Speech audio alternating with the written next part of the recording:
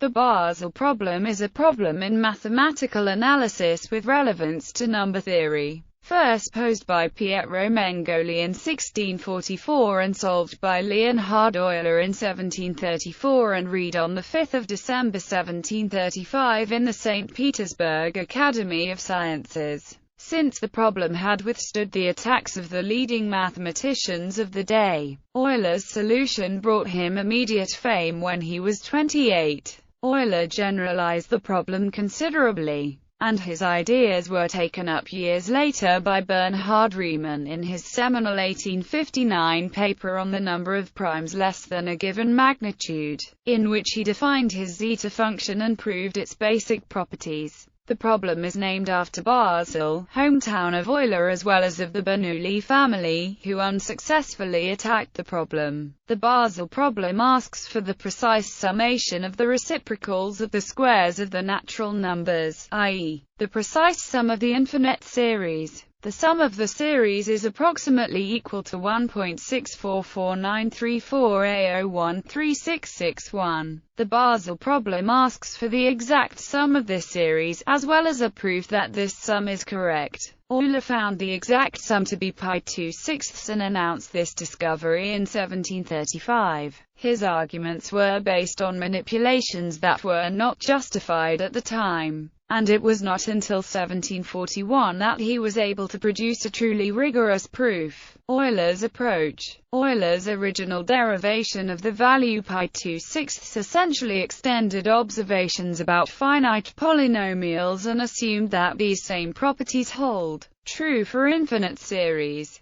Of course, Euler's original reasoning requires justification, but even without justification, by simply obtaining the correct value, he was able to verify it numerically against partial sums of the series. The agreement he observed gave him sufficient confidence to announce his result to the mathematical community. To follow Euler's argument, recall the Taylor series expansion of the sine function dividing through by x. We have using the Weierstrass factorization theorem. It can also be shown that the left-hand side is the product of linear factors given by its roots, just as we do for finite polynomials. If we formally multiply out this product and collect all the x2 terms, we see that the x2 coefficient of sin x is but from the original infinite series expansion of sin x. The coefficient of x2 is -1 equals -1/6. These two coefficients must be equal, thus, multiplying through both sides of this equation by pi2 gives the sum of the reciprocals of the positive square integers.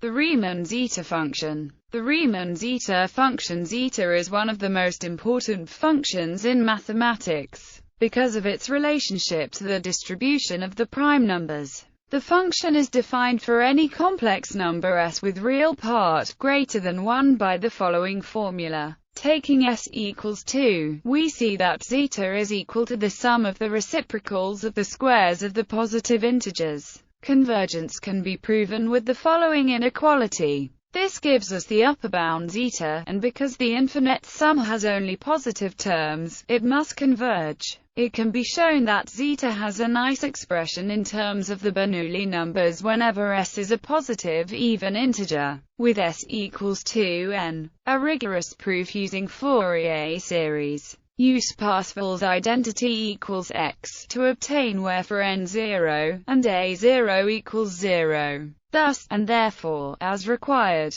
a rigorous elementary proof. This is by far the most elementary well-known proof, while most proofs use results from advanced mathematics, such as Fourier analysis, complex analysis, and multivariable calculus. The following does not even require single-variable calculus. For a proof using the residue theorem, see the linked article. History of this proof. The proof goes back to Augustin Louis Cauchy. In 1954, this proof appeared in the Book of Akiva and Isaac Yaglom, Non-Elementary Problems in an Elementary Exposition. Later, in 1982, it appeared in the journal Eureka, attributed to John Scholes, but Scholes claims he learned the proof from Peter Swinert and Dyer, and in any case he maintains the proof was common knowledge at Cambridge in the late 1960s. The proof. The main idea behind the proof is to bound the partial sums between two expressions, each of which will tend to pi2/6 as m approaches infinity. The two expressions are derived from identities involving the cotangent and cosecant functions. These identities are in turn derived from de Moivre's formula, and we now turn to establishing these identities.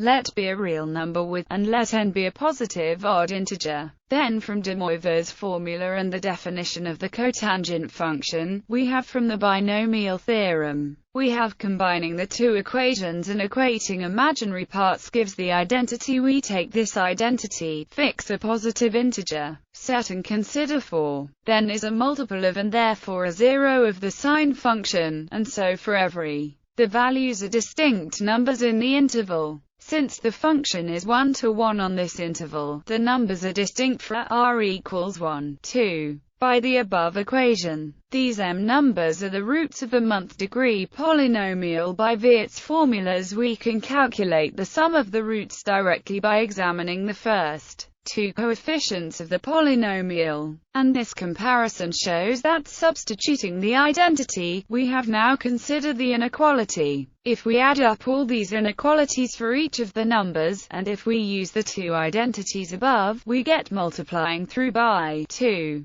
This becomes as m approaches infinity. The left and right-hand expressions each approach so by the Squeeze theorem, and this completes the proof.